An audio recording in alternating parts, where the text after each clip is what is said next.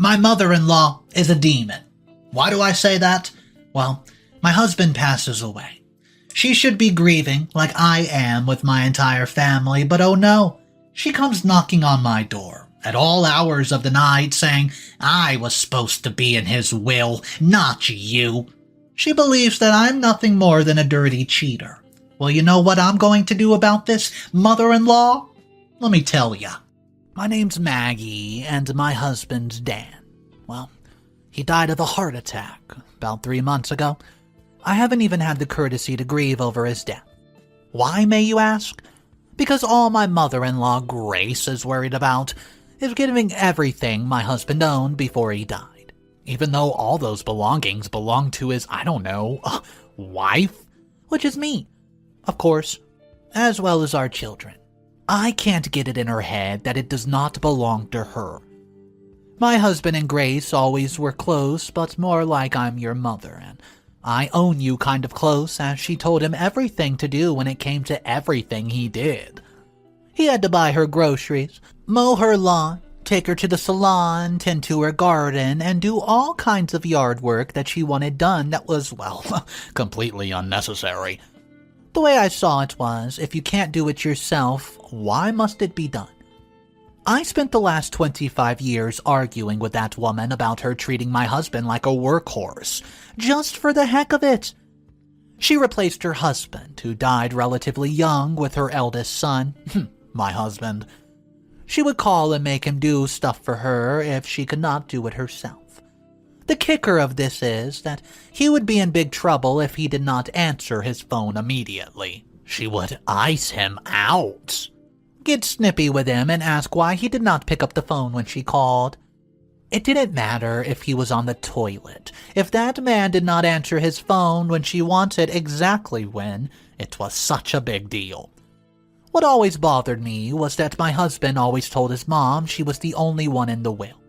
When he would get home, though, he would sweet talk to me and say, "No, I was just telling her what she wanted to hear, babe," and that the kids and I were the ones truly in the will, and that we would get the house and the cars and everything, as well as the money that he had saved up over the years, but that did not stop her from harassing me every day of the week with phone calls, telling me she would get the best lawyer there was and ensure that she was the one who got everything, so she could get her son's belongings that were rightfully hers. Quite frankly, I got tired of arguing with her, so much in the fact one day, while she was trying to barge into my house to retrieve the gun Dan's father had given him before he passed away, I stopped her dead in her tracks and told her, no, I don't think so. Your husband gave your son that gun on our wedding anniversary, and you will not take that over my dead body." She stopped trying to ram her way into the house and then, with all her might, rammed me into the front door that was partially closed. She barely pushed me, and I laughed in her face. I felt bad because she would be grieving together over such a fantastic son and husband is what we should be doing, and here we were playing a game of who's going to make it past the door fast enough. I told her I could not believe she was acting the way she was, right after her son had passed away. I told her I expected a warm, loving, grieving mother who wanted to protect her children, their mother from the horrors of the death of their child. And with that, she spit in my face and said these exact words. "Some mother and wife you were. All you ever did was moan and groan about the housework and having to work 2 jobs. It took everything in me not to backhand her in the mouth, and I looked at her and I said, I was working my butt off the whole time he was alive because we didn't have enough money to take care of the house or the kids. And so, we could afford Dan's medical bills. Did you ever lend a helping hand with anything? Did you ever babysit when Dan was sick at the hospital? No, you didn't. You sat at home and acted like everything was fine, and if Dan were here now, I would do it again just to have him with us again." His mom rolled her eyes and told me she bet I didn't really even love him. And with that statement, I slammed the door in her face. I didn't know I had caught her index finger in the door jamb, and all I could hear was her scream, "My finger! My finger!" So I swung the door back open and saw her cradling her finger with blood running down her hand.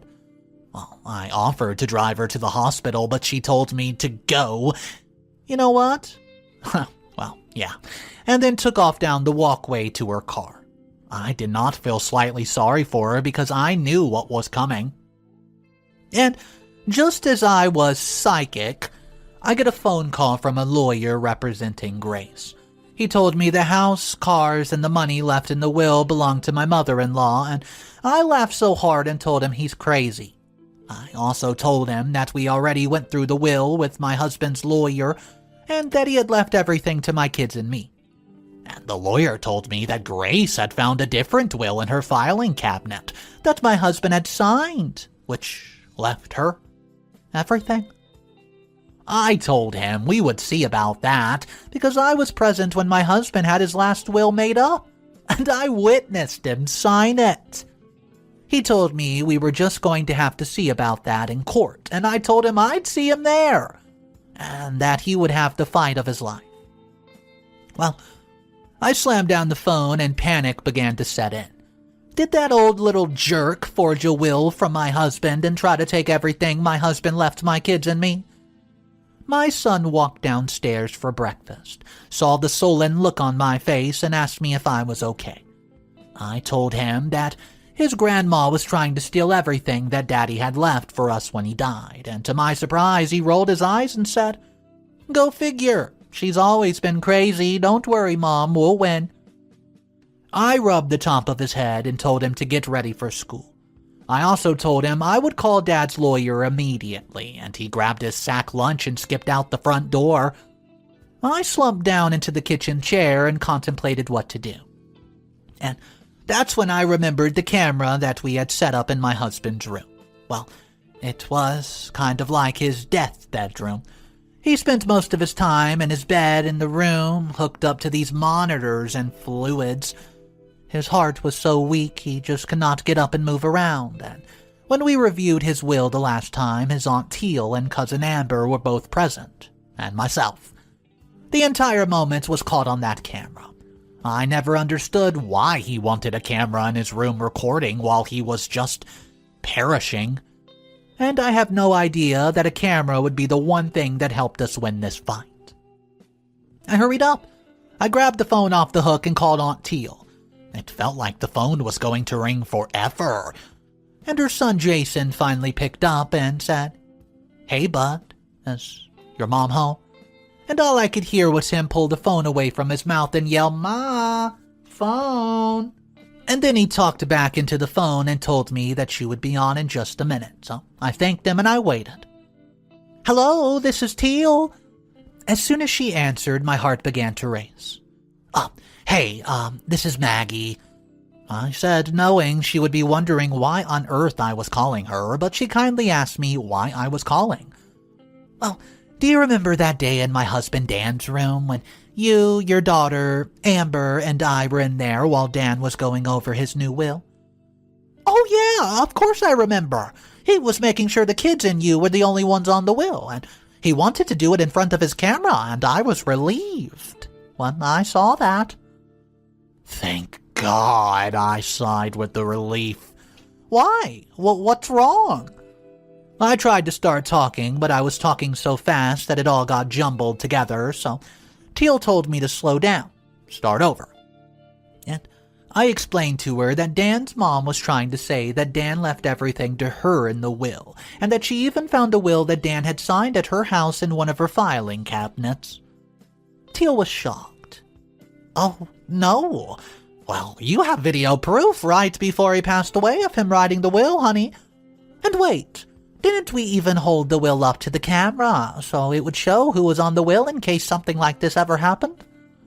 I almost fell over backwards and yelled, "Yeah, that's right," because we were worried his mother would try to pull a stunt like this. Because Dan always told her he would leave everything in the will to her just to shut her up. Because she was impossible to deal with. She thought everything of his belonged to her. That man could not even rest in peace when he was sick, because she would always be having him do work. Teal agreed with me, and then she told me not to worry. We would figure this all out together. I thanked her and hung up the phone, and that's when the doorbell rang. After my encounter with Grace, I did not even want to answer the door. But I did, and guess who it was? Yeah, you guessed it, Grace.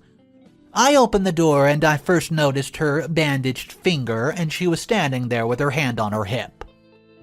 And I asked her what she wanted, and she said that there was a glass figurine that belonged to her in Dan's bedroom that she wanted to retrieve. A glass figurine, huh? And she rolled her eyes and said, yeah, a glass figurine. I gave it to him when he got sick about 5 months ago. Can I go and get it? I paused, thought about it, and then it hit me. I could not allow her to go anywhere near that room because the camera with the tape and that video of the will signing was still in it. For all I know, she would go in there and steal it. So I asked her, what does it look like? And she starts to get nervous. She finally freaked out and said, Well, I can't remember what it looks like, girl. I'll just know it when I see it. I cocked my head to the side, looked her up and down, and said, okay, I'll let you go up there, but I'll be up there with you the whole time because I don't trust you, Grace. You already tried to weasel your way into my husband's will that you know darn well he left to the kids and me.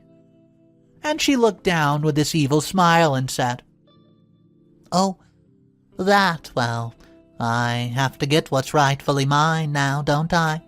You would do the same, you mean, your marriage was a joke. So why should you get anything? I bit my lip and then I told her if she thought she would get a dime or even a piece of furniture of his, she's absolutely crazy. And I told her that I had a little trick up my sleeve that specifically showcases my husband signing his will with lots of witnesses and leaves everything to my kids and me. And with that, I slammed the door. What's up, everybody? Mr. Reddito here. Man, Grace is a nightmare. Let's just go ahead and jump into the first update. I hope you guys are having a fantastic day. Here it is. I wasn't sure if I should write an update about this, but things have escalated between Grace and me. She's been harassing me every single day. She comes to my work and makes a scene, and she'll literally come into my office and yell obscenities at me and point at me when customers come into the store, and tell them that I'm stealing the things her son left for her in the will. And then, when they would tell her that they were sorry, they would walk past me, giving me these dirty looks. Grace would lean towards me and just say, this whole town will know what kind of disgraceful woman you really are. Do you really think you can outsmart me? I finally had to call security and have them come escort her out the building, but it never made a difference. She even started showing up at my son's school. She would tell them that she was his grandma and that she was there to pick him up for a doctor's appointment. Well, the good thing is that my son knew better than to leave her because he knows all too well about her antics, but he was terrified because even after he explained the situation to the school, they tried to get him to leave with her anyways. And why, you ask? Grace had a note telling the school she would pick him up with my forged signature. I had to go to my son's school and tell the principal that that woman would never be allowed to pick up my children, ever. And not only that, but no one except me could pick them up for any reason unless I came to the school and instructed them to do so.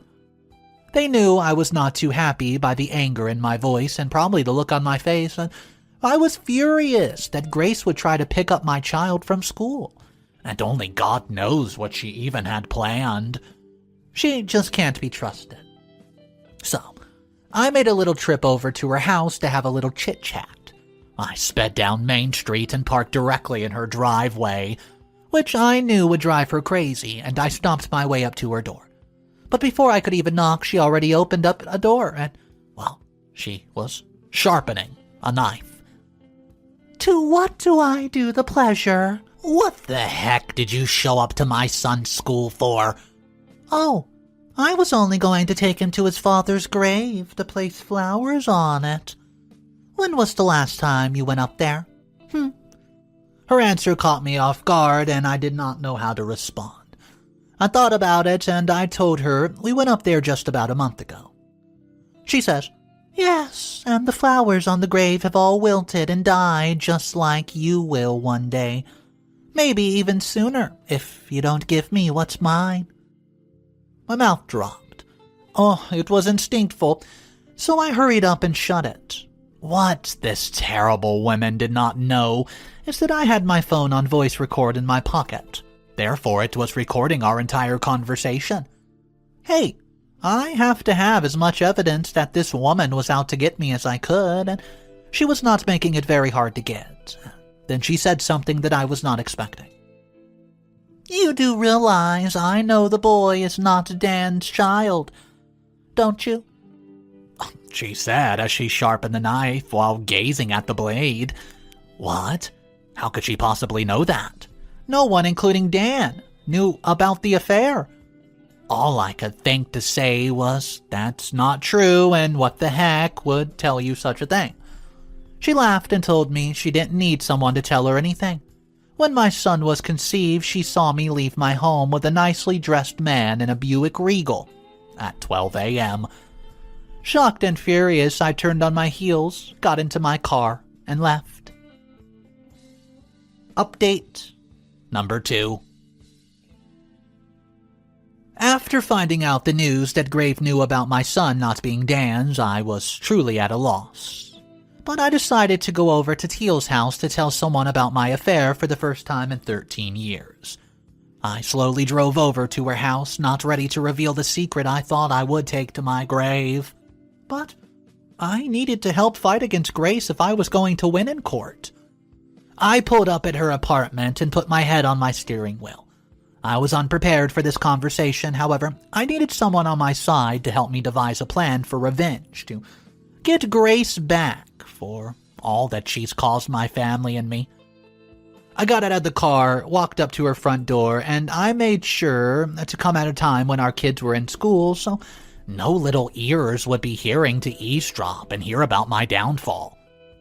I rang the doorbell, and Teal and her vivacious self opened the door as if she had skipped the whole way.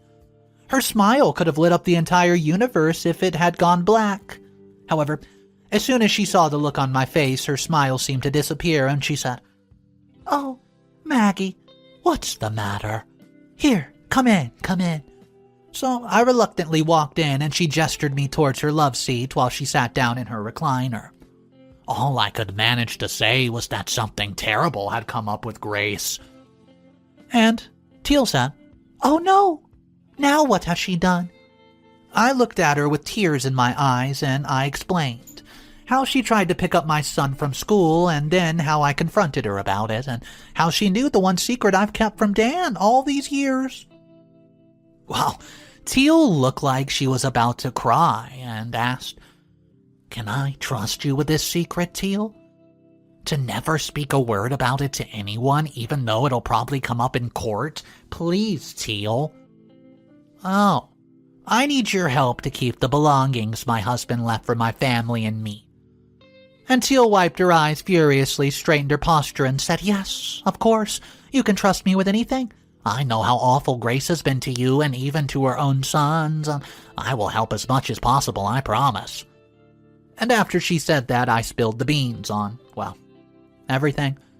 How I was overwhelmed with work, the kids, Dan's health problem, everything, and how I just started using social media, and some man, well, not just some man, but a very good-looking man, who showed so much interest in me, messaged me, and we talked every day, and we decided to meet up one night.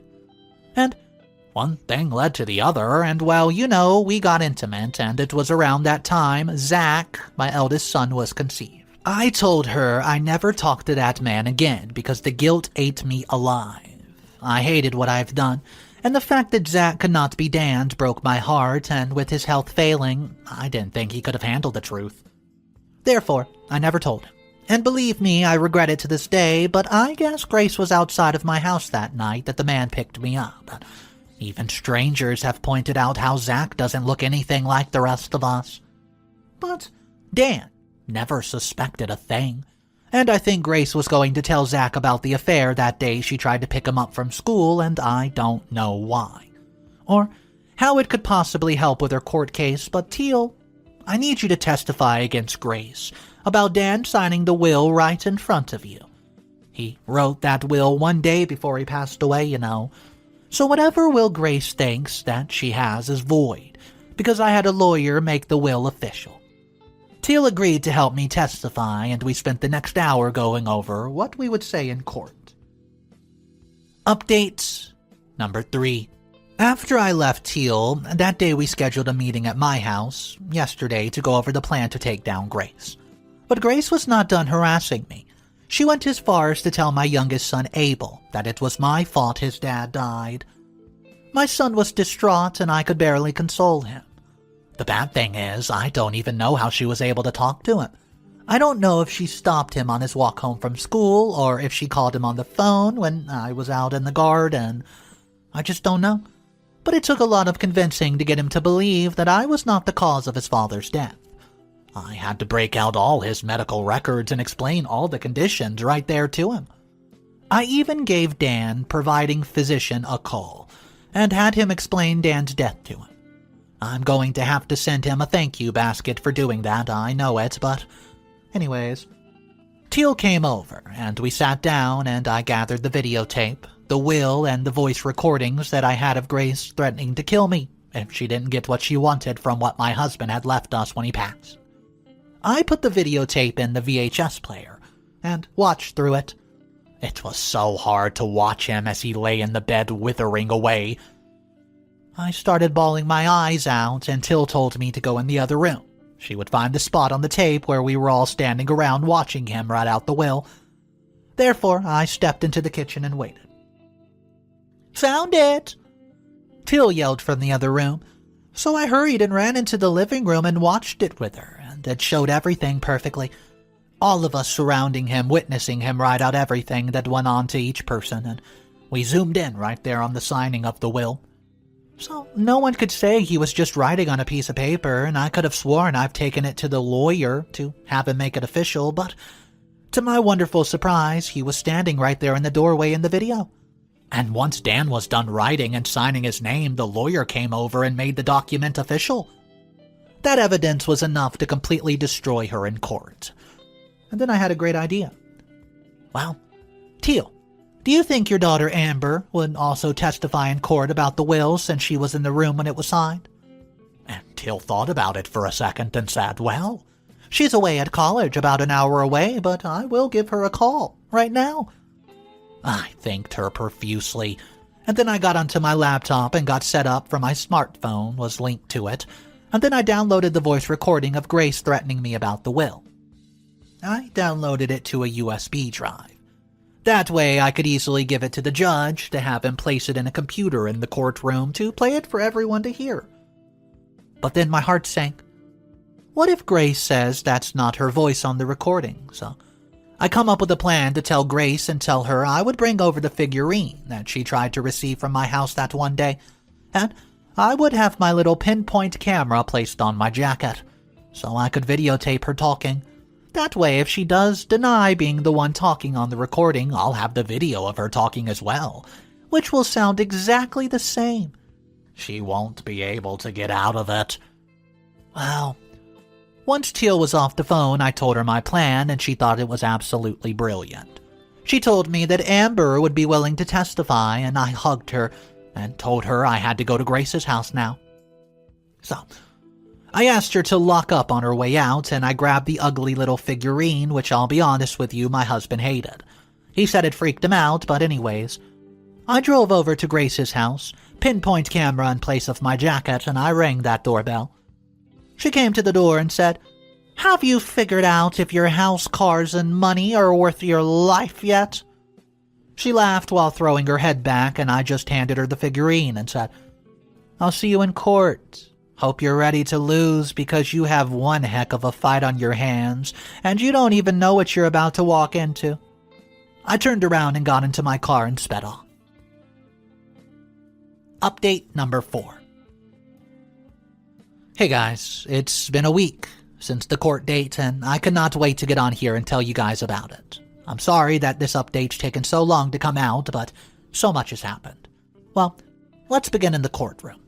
Everyone that was supposed to testify showed up, thank God, and little old Grace was all by her lonesome on the other side of the aisle, just her lawyer and herself. The judge let Grace's lawyer go first, and literally all he had for a case was that, well, Miss Grace found a will her son had drawn up in a filing cabinet with a date that read March 23rd, 2002. He tried to tell the judge that was the most recent will that he made. Then it was my lawyer's turn. He said, "Your Honor, this woman who sits across the aisle is narcissistic, greedy, and an old woman. I have a videotape of the defendant's husband, Dan, right there on his deathbed one day before he passes. As you'll see the timestamp of the video, sir, of him writing out his last will. He had 4 witnesses in that room that day when he signed it, and would you like to take a look at it?"